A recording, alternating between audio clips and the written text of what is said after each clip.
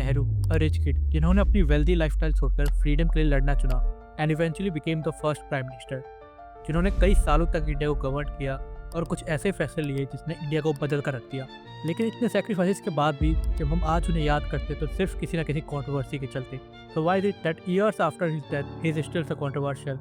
Big questions. Is Jawaharlal Nehru being demonized? Is the BJP trying to dismantle Nehru's legacy? जिस दिन नेहरू प्रधानमंत्री बना था उसी दिन देश गश्त में चला गया। मौजूदा राजनीति नेहरू को नए तरीके से गढ़ना चाहती है, परिभाषित करना चाहती है और अपनी बिसात पर वजीर से प्यादा भी बनाना चाहती है।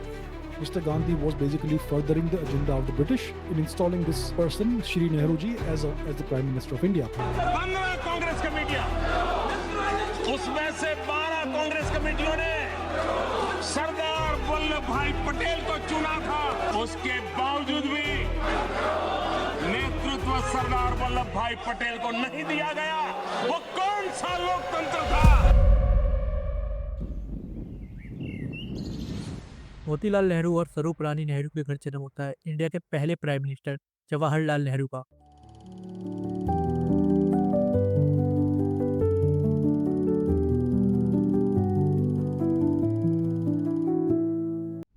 मोतीलाल नेहरू एक कश्मीरी पंडित होने के साथ बाय प्रोफेशन वो एक लॉयर थे, एक वेल्दी लॉयर।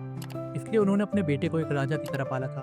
मोतीलाल नेहरू को वेस्टर्न कल्चर से भी काफ़ी लगाव था और शायद इसीलिए उन्होंने अपने 16 साल के बेटे जवाहरलाल नेहरू को पढ़ने के लिए इंग्लैंड के हैरो स्कूल भेजा। इंग्लैंड में 7 साल बिताने के बाद नेहरू वेस्टर्न बन चुके थे, बिल्कुल मोतीलाल नेहरू की तरह। I don't think anybody quite realized that Jawaharlal, by the time he came back from England, would be an Englishman in his values, in his behavior, in his manner of living, and the way he liked things done. 1912 में Nehru lawyer बनकर वापस India आए। India आने के 4 साल बाद 26 साल के नेहरू की शादी 17 साल के कमला कौल से दिल्ली में कराई गई।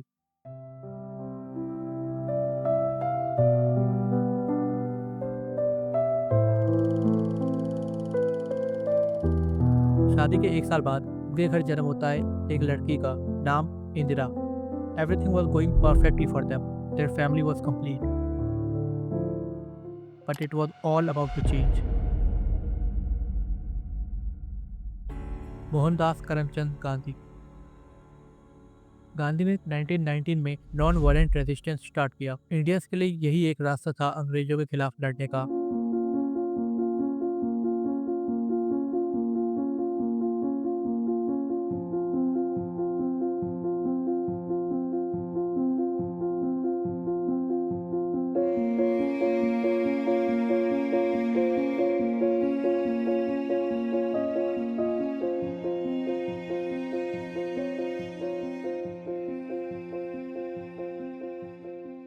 लेकिन जनरल डायर को यह पसंद नहीं आया and he decided to teach Indians a lesson.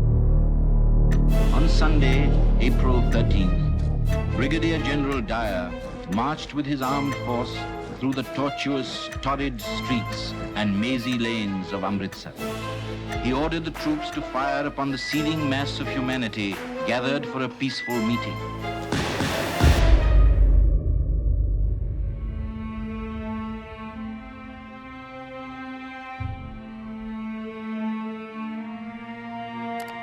जब जलियांवाला हुआ, जलियांवाला ने बहुत एक हमारी राजनीति की बहुत बड़ी घटना है।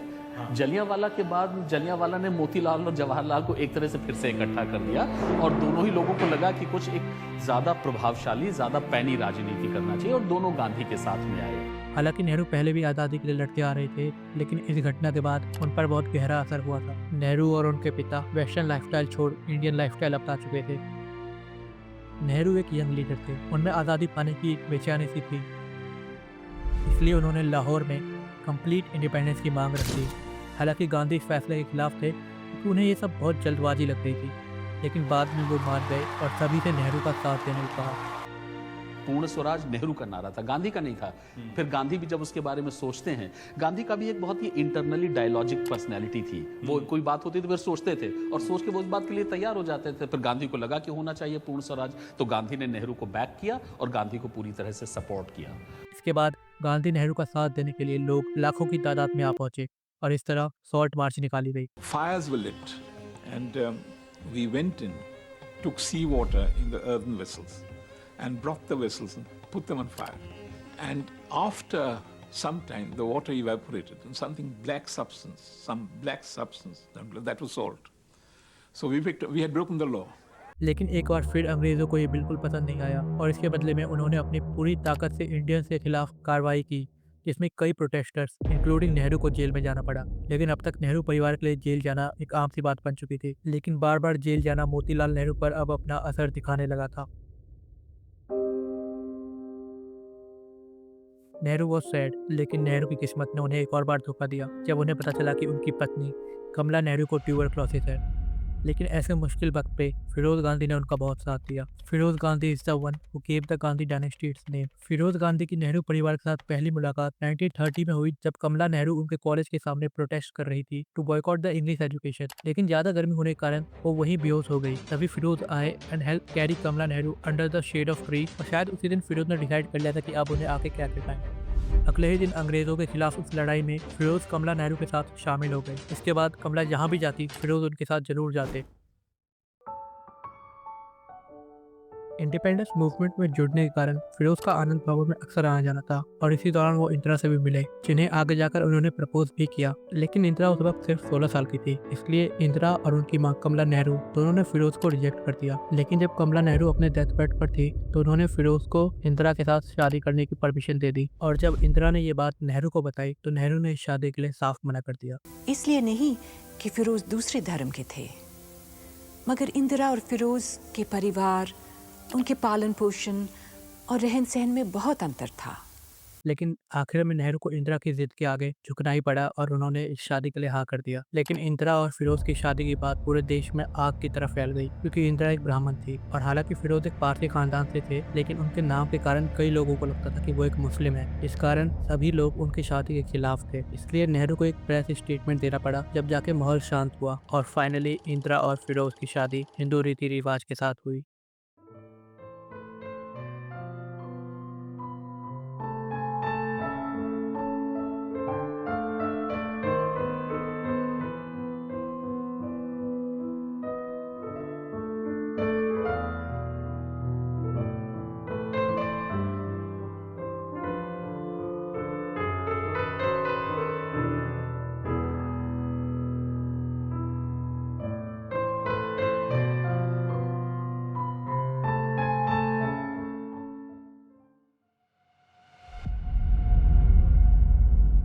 हम सब ने कभी ना कभी अपनी लाइफ में सुना होगा कि कैसे गांधी ने पटेल से उनका पीएम बनने का मौका छीनकर नेहरू को दे दिया। You know, Sardar Vallabhbhai Patel was supposed to be the first Prime Minister of India. अरे इस देश के पहला प्रधानमंत्री अगर सरदार वल्लभ भाई पटेल होते ना, तो ऐसी गलत नीतियों वाली सरकार न बनती।